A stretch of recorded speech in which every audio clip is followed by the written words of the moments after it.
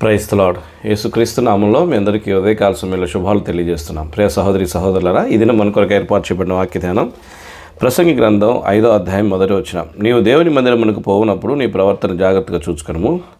బుద్ధిహీనులు అర్పించినట్లుగా బలి అర్పించడం కంటే సమీపించి ఆలకించడం శ్రేష్టము. వారు తెలియకే దుర్మార్గ పనులు చేయుదురు. దేవుడి మాటలు మన ఇంటిలో దీవించునుగాక. ప్రియ సహోదరి సహోదరులారా, ప్రసంగి గ్రంథంలో సొలొమోను దేవుని మందిరం గురించి, దేవునికి మనిషికి ఉన్నటువంటి సహవాస సంబంధం గురించి 7 విషయాలు ఈ అధ్యాయంలో మనం ఏదైనా చూద్దాం. ఇవి చాలా ప్రాముఖ్యమైనవి. ఈ 7 విషయాలు నీ జీవితంలో ఎంత అవసరం. దేవుని మందిరానికి వెళ్ళే నువ్వు, దేవుణ్ణి కొలిచే నువ్వు, నిజ దేవుణ్ణి ఎరిగిన నీవు, నిజ దేవుణ్ణి ఎలాగ వెంబడించాలో, ఎలాగ పూజించాలో, ఎలాగూ ఆయన్ని కొనియాడాలో, ఆయన్ని కొలవాలో కూడా తెలుసుకోవాలి. ఎందుకంటే నిజదేవుణ్ణి ఎరిగి కూడా ఆయన క్రమములో మనం ఉండకపోతే, ఆయన చెప్పినట్లు మనం చేయకపోతే, ఆయన కోరినట్లు మనం జీవించకపోతే అది ఎంత వ్యర్థమవుతుంది, ఎంత కష్టమవుతుంది, ఎంత ఇబ్బంది అవుతుంది. దాని ద్వారా నిజదేవుని ఎరిగి కూడా ఉపయోగం ఏముంది? అందుకనే నిజదేవుని ఎరిగిన నీవు ఆ దేవుణ్ణి సరైన క్రమంలో ఎరిగి ముందు కొనసాగడం చాలా అవసరం. అందులో మొట్టమొదటిది, నీ దేవుని మందిరమునకు పోయినప్పుడు నీ ప్రవర్తన జాగ్రత్తగా చూసుకున్నాము. మొదటిది, మన ప్రవర్తన జాగ్రత్తగా చూసుకోవాలి.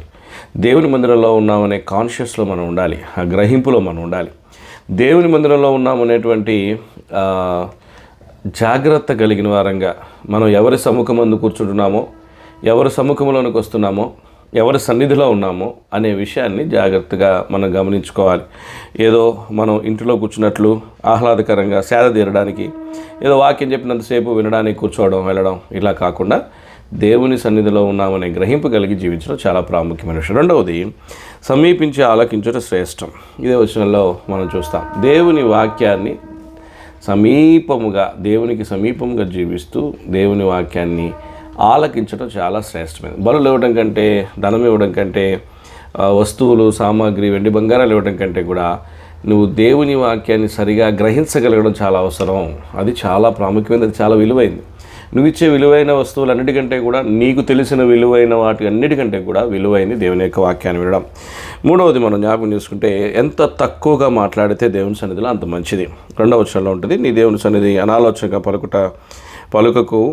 పలుకుటకు నీ హృదయంలో త్వరపడనీయక నీ నోటిని కాచుకొనుము. దేవుడు ఆకాశముందున్నాడు, నువ్వు భూమి మీద ఉన్నావు, కావున నీ మాటలు కొద్దిగా ఉండవాలి. కాబట్టి మనం దేవుని సన్నిధిలో ఉన్నప్పుడు చాలా తక్కువగా మాట్లాడాలి. వాళ్ళ గురించి, వీళ్ళ గురించి అసలు మాట్లాడకూడదు.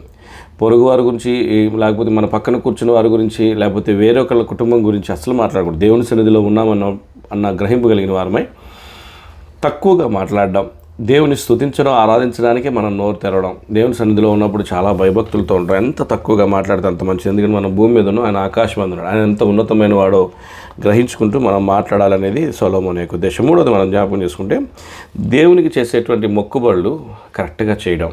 నువ్వు ఏదైనా మొక్కుకుంటే దాన్ని సంపూర్ణంగా చేయి, లేకపోతే నువ్వు మొక్కుకోకు. ఆ విషయాన్ని చెప్తాడు 3వ వచనంలో. నీవు దేవునికి మొక్కుబడి చేసిన యెడల దాన్ని చెల్లించుటకు ఆలస్యం చేయకము.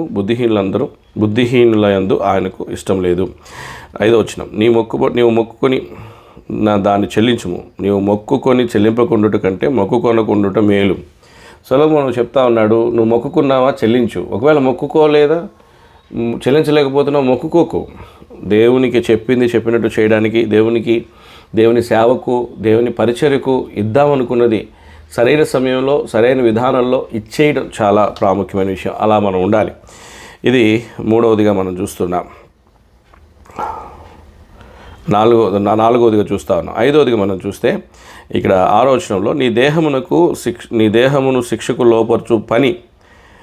లోపరిచేంత పని నువ్వు ఏదైనా చేస్తే దాన్ని దారిలో దూతకు తెలియజేశాను, పొరపాటు చేశాను చెప్పొద్దు. దేవుని దగ్గరికి వచ్చినప్పుడు ఏదైనా తెలియక చేశానేమో, పొరపాటు చేశాను, నా తప్పు కాదు, నేను తప్పు చేయలేదు అన్నట్లు మాట్లాడకూడదు. దేవుడి సన్నిధిలో ఖచ్చితంగా మనం ఉన్నట్టు ఒప్పుకోవాలి. ఓపెన్గా దేవునికి చెప్పు, నువ్వేం చేసావు, ఎందుకు నువ్వు గిల్టీ ఫీల్ అవుతున్నావు, దేవుని సన్నిధిలో ఎందుకు నువ్వు సరైన విధానంలో నడుచుకోలేకపోతున్నావు అన్నది ఉన్నట్టుగా దేవునికి చెప్పు. లేకపోతే దేవుని కోపం పుట్టించేవాడు అవుతావని 6వ వచనంలో చెప్పబడుతుంది. ఆ తర్వాత 7వ వచనం మనం చూసుకుంటే, అధికమైన మాటలను నిష్ప్రయోజనములు. నీ మట్టుకు నువ్వు దేవుని యందు భయభక్తులు కలిగి ఉండు.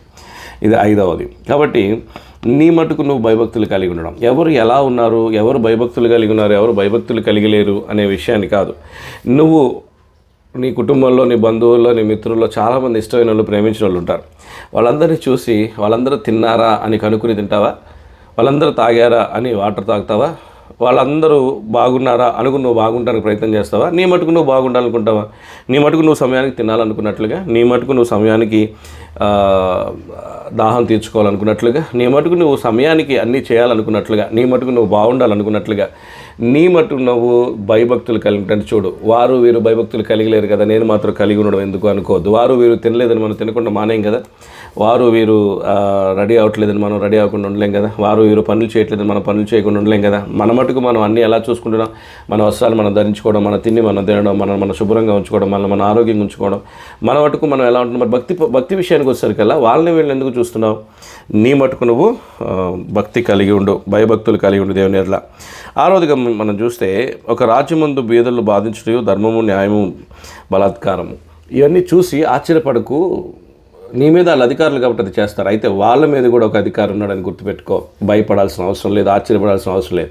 అంటే ప్రతి అధికారి ఇష్టానుసారంగా జీవిస్తున్నప్పుడు, ఇష్టానుసారంగా రాజ్యం చేస్తున్నప్పుడు వాళ్ళ మీద కూడా ఒక అధికారి ఉన్నాడు, దేవుడు ఉన్నాడు అనేది గుర్తుపెట్టుకోవాలి. ఈ 8వ చివరి భాగంలో అధికారము పొందిన వాని మీద మరి ఎక్కువ అధికారం నొందిన వారు ఉన్నారు, మరియు మరి ఎక్కువ అధికారం నొందినవాడు వారికి పైగా ఉన్నాడు. వాళ్ళందరికంటే పైగా దేవుడు ఉన్నాడు. కాబట్టి దాని విషయమై చాలా జాగ్రత్తగా ఉండి భయపడాల్సిన అవసరం లేదు, దిగులు పడాల్సిన అవసరం లేదు. మన పైన అధికారులు మనకు అన్యాయం చేస్తున్నారా? మన పైన అధికారులు అన్యాయంగా రాజ్యపాలన చేస్తున్నారా? నువ్వు భయపడకు, వారిపైన దేవుడు ఉన్నాడు. ఇది దేవుని విషయమే నువ్వు తెలుసుకోవాల్సిన 6వ విషయం. 7వ విషయం మనం జ్ఞాపకం చేసుకుంటే, నువ్వు సంపాదించుకునే సంపాదన, ఇది చాలా విచిత్రమైంది. సొలొమోను అంటాడు, నువ్వు సంపాదించుకునే సంపాదన అంతా నువ్వు సంపాదించుకుని వెండి, బంగారం అన్నీ చూసుకుని, అవన్నీ సంపాదించుకున్న తర్వాత చూసుకుని దాన్ని చూసుకోవడం ద్వారా ఉపయోగం ఏముంది? మనం కోట్లు సంపాదిస్తే కోట్లు తినలేం కదా, పిడికిని ముద్ద మాత్రమే తింటాం, పిడికిని అన్నం మాత్రమే తింటాం. కోట్లు సంపాదించినంత మాత్రాన 24 గంటలు పడుకోం కదా, రాత్రిపూట మాత్రమే పడుకుంటాం. అది కూడా ఒక మాట అంటాడు, 11-12 చదివితే, ఆస్తి ఎక్కువైన యెడల దాన్ని భక్షించువారు ఎక్కువ అగుదురు, కన్నులారా చూచుటయే గాక ఆస్తి పరునికి తన ఆస్తి వల్ల ప్రయోజనం ఏమి? 10 ఇళ్ళు ఉన్నాయి, 10 ఇళ్ళు చూసుకోవడం రావడం, దానివల్ల ఏం ఉపయోగం ఉంది? ఆ 10 ఇళ్లలో ఉన్న వాటిని 10 ఇళ్లలో ఉండలేడు కదా. 100 ఇళ్ళు ఉన్నాయి, 100 ఇళ్ళు సంపాదించుకోవడం ద్వారా ఆ 100 ఇళ్లలో ఉండలేడు కదా. మళ్ళీ అవి చూసుకోవడమే.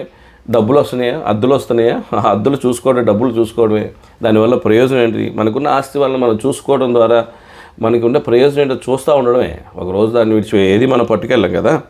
12వ వచనంలో రాయబడిన మాట, కష్టజీవులు కొద్దిగా తినను ఎక్కువగా తినను సుఖనిద్ర నొందుదురు, అయితే ఐశ్వర్యవంతులకు తన సమృద్ధి వల్ల నిద్ర పట్టదు. కాబట్టి అన్నీ విడిచిపెట్టిపోతాం కదా.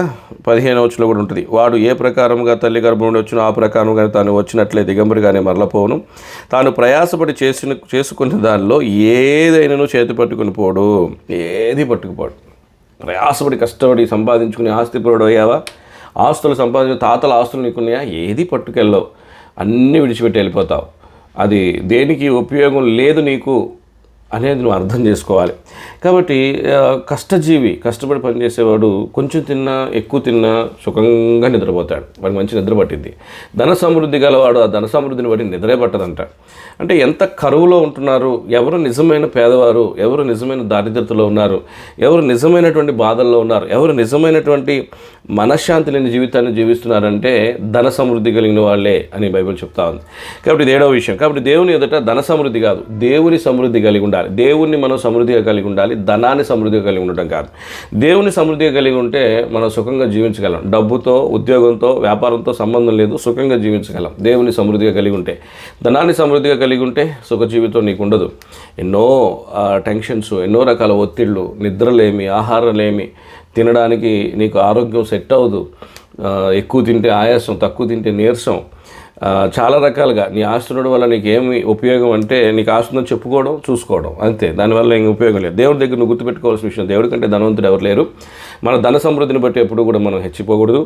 మన ధన సమృద్ధి కంటే కూడా దేవుని సమృద్ధిగా కలిగి ఉండడం మనం నేర్చుకోవాలి. 7 విషయాలు చాలా అవసరం మానవునికి. మొట్టమొదటిది, దేవుని మందిరం పోయినప్పుడు ప్రవర్తన జాగ్రత్తగా చూసుకోవడం. రెండవది, చాలా శ్రద్ధగా సమీపించి వినడం. మూడవది, తక్కువ మాట్లాడడం. నాలుగవది, దేవునికి చేసిన మొక్కుబడులు క్రమంగా చెల్లించడం. ఐదవది, నీకు నీవే భయభక్తులు కలిగి జీవించడం. ఆరవది, మరి మనకు అందరి అధికారుల కంటే కూడా పైన దేవుడు ఉన్నాడు అనే విషయాన్ని గుర్తించి ధైర్యంగా ఉండడం. ఏడవది, మనము ధన సమృద్ధి చేసుకుంటే కంటే కూడా దేవుణ్ణి సమృద్ధిగా కలిగి ఉండడం నేర్చుకోవడం. ఈ విషయాల్లో దేవుడు మనకు సహాయం చేయనుగాక. దేవుడు అలాగ మనల్ని బలపరిచి నడిపించునుగాక. ప్రార్థన చేసుకుంటాం. మహాకృపలిగిన తండ్రి, మహోన్నతుడైన దేవ, యేసుక్రీస్తు ప్రభువారి యొక్క ఉన్నతమైన శ్రేష్టమైన నామంలో ఈ ఉదయకాల సమయంలో మాతో మాట్లాడుతున్న మాటలకి నీకు వందనాలు. నీ వాక్యానుసారంగా జీవించే జీవితం మాకు అనుగ్రహించండి. చెప్పబడిన లేఖన భాగాలు, 7 అంతల అవసరమైన విషయాలు మా ప్రభు తండ్రి మేము తెలుసుకుని గుర్తెరిగిన వారమే, గ్రహించిన వారమే నీ సన్నిధిలో ప్రవర్తించినట్లు కావాల్సిన కృప అనుగ్రహిస్తారమని వింటున్న ప్రతి ఒక్కరిని జ్ఞాపకం చేసి దీవించి, అనారోగ్యంగా ఉన్న వారిని మీరు స్వస్థపరిచి ఆరోగ్యం అనుగ్రహించమని మా ప్రభు తండ్రి పరిచయం నీటి ఫలింపజేసి అనేక మందికి ఆశీర్వాదకరంగా దీవెనకరంగా వ్యాపింపజేస్తారమ్మని యేసుక్రీస్తు ప్రభువారి శ్రేష్టమైన శ్లాఘనీయమైన సార్వభౌమాధికారం కలిగిన నామంలో అడిగి వేడి ప్రార్థిస్తున్నాం తండ్రి. ఆమేన్. Praise the Lord. దేవుడు మిమ్మల్ని దీవించునుగాక.